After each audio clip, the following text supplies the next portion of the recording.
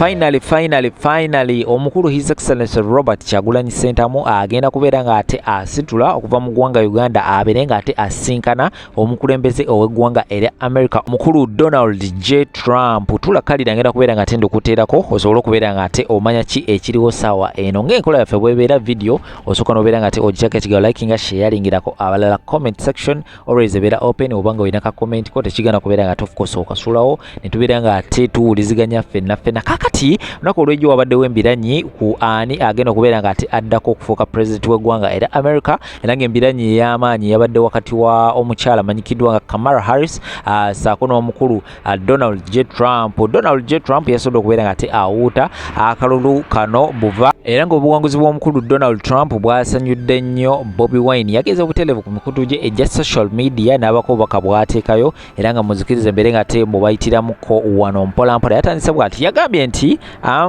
we join the world in congratulating the people of the United States of America for successfully going through a democratic process in which they elected leaders at various levels. We congratulate President-elect Donald J. Trump on his election victory and wish him a successful term.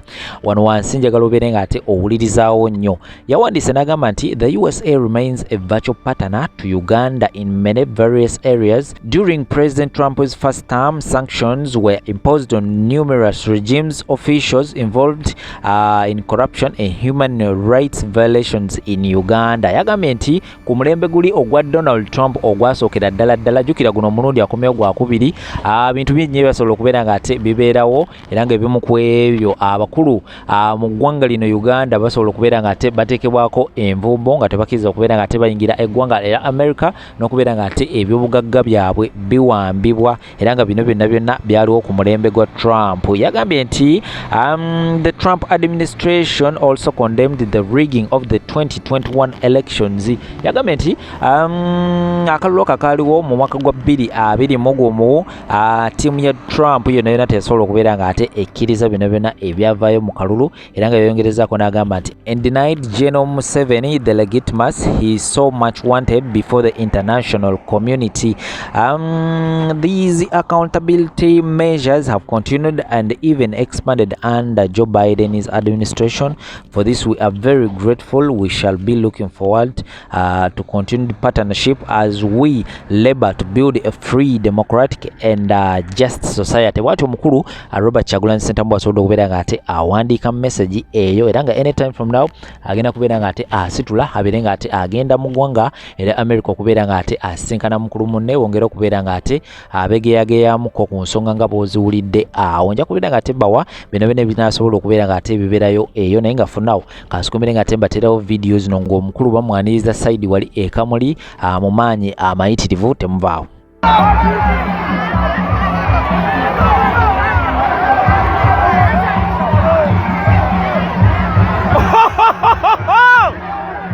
Namagera Lubanyi wala tuli busata tugenda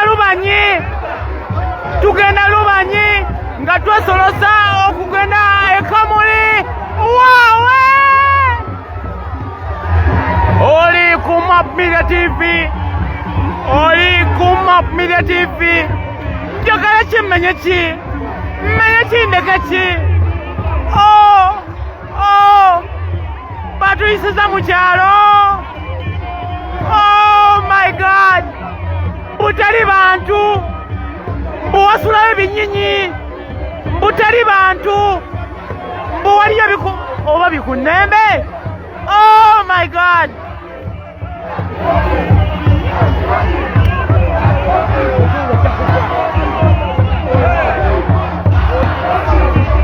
Map Media TV with me, Ron the Transporter. You're live on Map Media TV with me, Ron the Transporter. Live on Facebook. You're live on Transporter Media also. Tuli mukwolekera kamuli. Neno nga kyakutedda. Eno nga kyakutedda.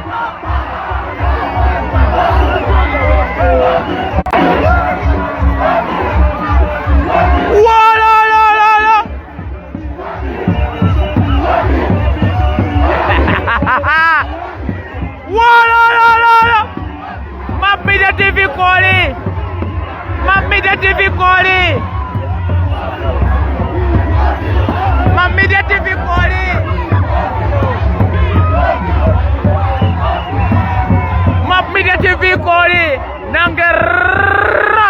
transporter. Run the transporter. Guno mujiji omubobi. Simanyi omujiji oguliwo. Ogwefuula ntino gukwamalayo. Kyekugenda kukolera.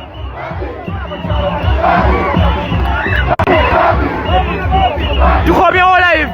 Tetunatuuka kamuli. Tetunabatuuka kamuli. Gwe muganda wange ali mukuwona Map Media TV. Ali mukweboyina. Ndaluyiga. Tuli mu maaso ganti. Njagala ngezeko njogera olulimi lufitinga mu bo. Koda.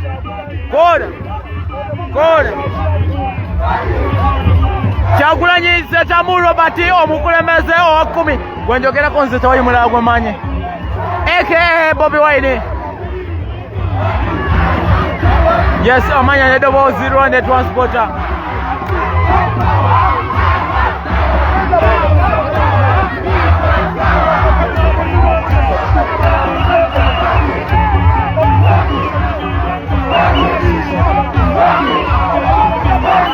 Omukisa gwa munono w'okuta tegufuuka gugwo. Omukisa gwa munono w'okuta tegufuuka gugwo. Kyagulanyi Ssentamu Robert gwendi naye essawa ya kakkano. Sharing afa kwebye naawe wadde ki?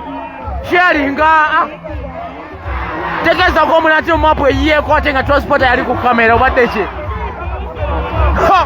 Walala kambikuwe. Obisabye nange ne ngamba kambikuwe.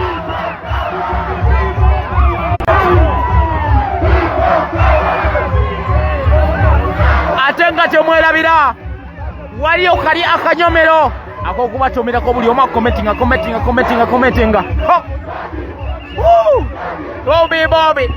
Bobi.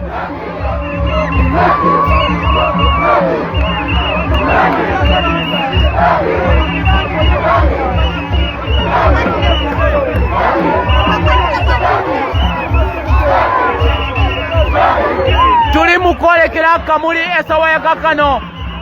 Kyakutte dda.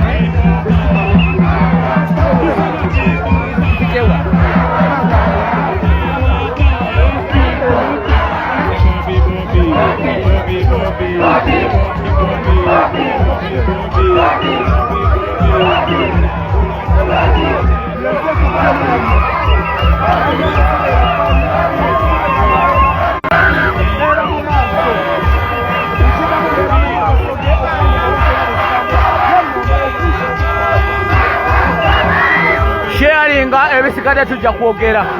Soko sharing ebisigadde tujja kwogera. Amanya n'eddoboozi mpitibwa Rwanda transporter. Oli ku Map Media TV kwe mukutu kwoli. Era oli ku transporter media kwe mukutu kwoli. Tuli mukwolekera essawa ya kakkano eno ekamuli okuba drive yaffe egenda osookera ddala olukuŋŋaana lwaffe olugenda osookera ddala ku feezi eno eyokusatu. Map Media TV transporter media. Map Media TV transporter media.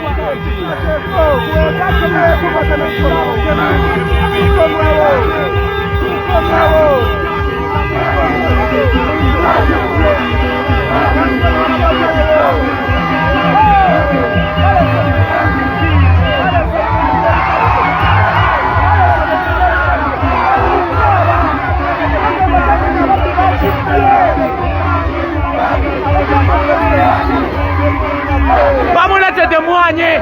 Bamukabe ekikaido ne mwani. Bigemeko byonna. Ekikaido ne mwani bigemeko byonna. Oli ku Map Media TV nange Rwanda transporter. Tuli mukolekera kamuli. tuli mukwolekera Kamuli.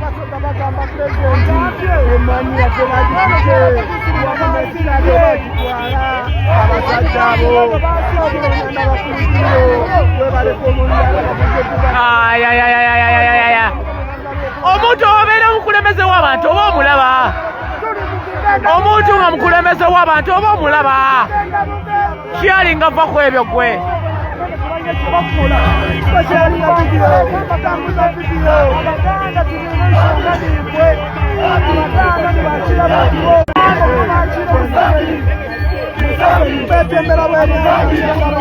Omuntu alina feva y'abantu oba omulaba?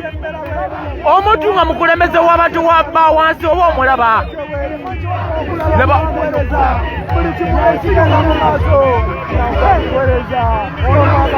Weewunye tetunnabatuuka.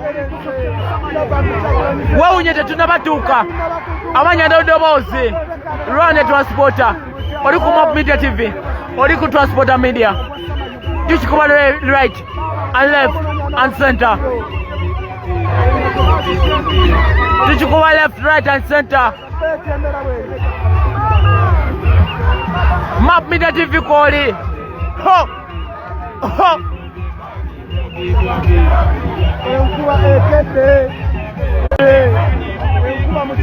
Wali enkuba esose. Wali enkuba esose netu.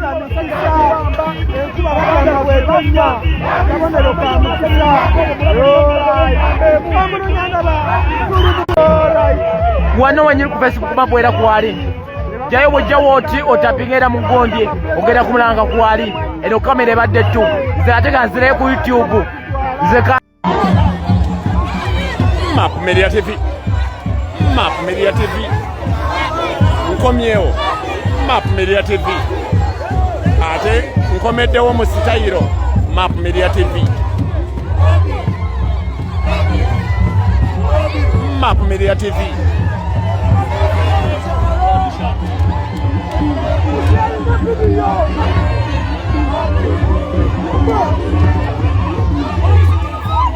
I'm back. I'm back. I'm back. I'm back. Temufayo video tujazi kutula mubeereko bobezi mumanya nkomawo. Wali enkuba egenze netugwamu. Enkuba egenze netugwamu. Oli ku Map Media TV.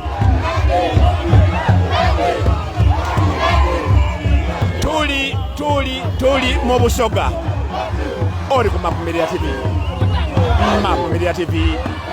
Muganda wange gwe atulaba ku Map Media TV kwongedde okufana. Gwe bakumukinawe. Bakumukinawe. Otumenya. Beli.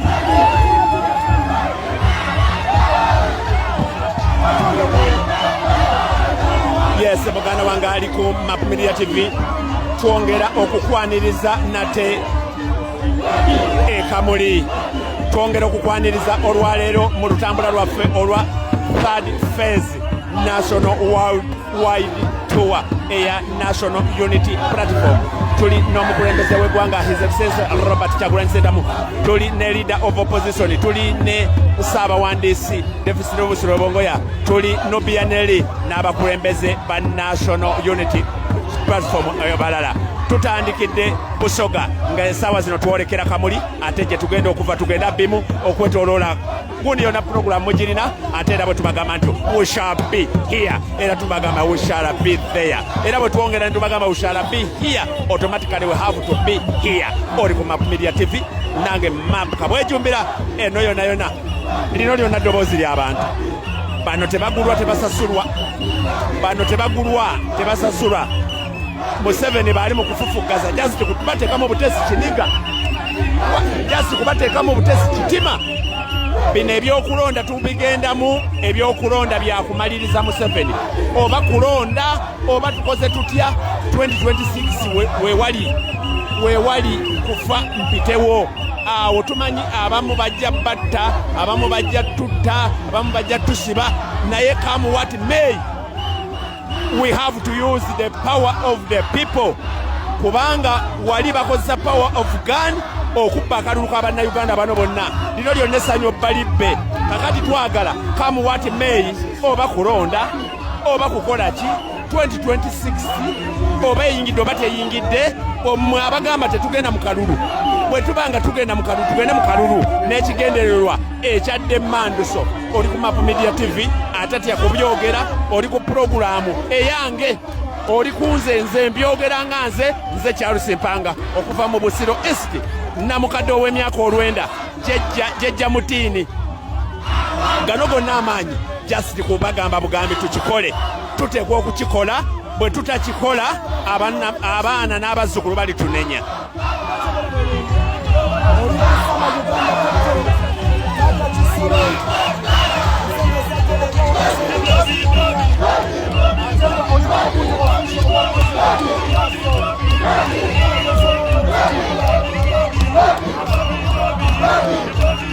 oli ku Map Media TV however much nti bayituyisiza mu kyalo naye buli we tugenda bwabuga bwatulindiridde dda ate jjukira n'eri gye twabadde tulina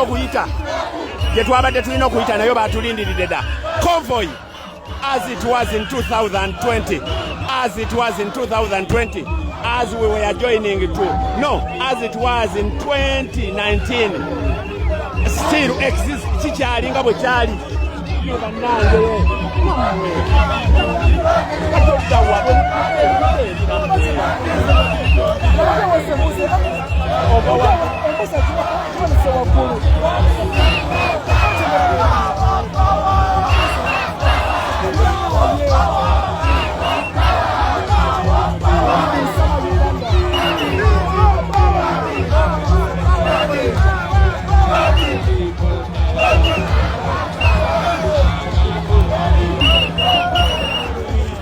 gwe muganda wange ebigambo bye tuba tuwogera wano otya n'obbisha eyalingirako abantu bo toyagala nabamanye nti owagira Kyagulanyi oyagala kubeera omu osimanya otya okusiba simanya bw'onookomawo naye nga gw'olina obusobozi obw'okusalamu obuntu nga buno n'owulira amaloboozi nga gano n'ebifaananyi nga bino n'obusala n'obuweereza jjejjaawo n'omutegeeza nti munnange omusajja gwe mwaleeta mwami Museveni mubbi yatubba talina kyalese abaana abasse mutemu abaana abasse abaana abasibye ate nga n'akamwanya akabadde kasigaddewo ke twabadde tuddukirako nako yakabbye kakati kiri gw'oli gwe agamba ne kawunti yo wagirookinga ate nojja n'otuweera wano amateeka bw'oba tosobola biveeko tojja kubeera wekka notuwangula Museveni naawe bwe weegattako n'obaako message eno bw'ogisharinga neetuuka mu baganda baffe abalala baganda baffe ne bazuukuka ne bamanya ekigenda mu maaso we are here to awakening people we are here not just to move around we are here to awakening people to awakening our people okumanya okubabuulira ddala nti Museveni mubbi mutemu yakonfaminze n'olunaku lw'eggulo okwongera okulaga bannayuganda nti mubbi yabbye n'emmwanyi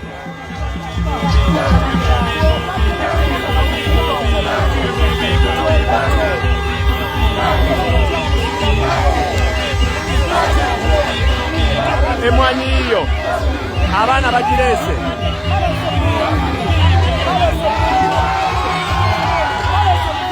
emwanyi n'ebikajjo continue fight ebyo bye mbadde njogera emwanyi n'ebikajjo our cash crops Museveni yagibbye Museveni agagawaza njuye yekka akabondo k'abantu nga 2 bokka Museveni abantu nga 2 bokka si banyankole bonna not all westerners no wabula akakiriki k'abantu nga 20 babbye era n'ekyuma bakitadde mpuŋŋamu ewabatalima mmwanyi ate gye batutte ekyuma ky'emmwanyi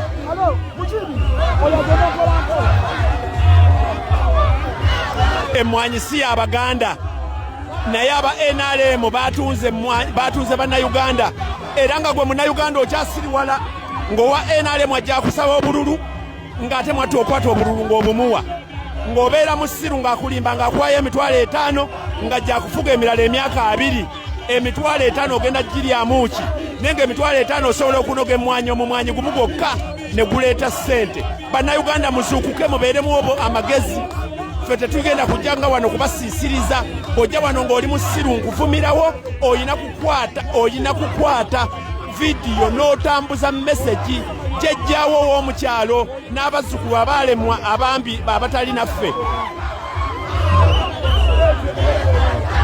kiki naawe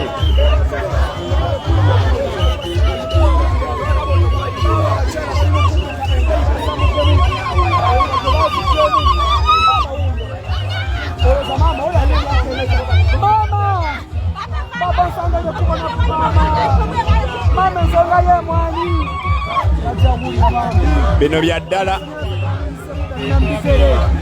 bya ddala abantu abamu mulowooza tuli mu byambu ffe wano we tuyingidde political yennyini eri serious biri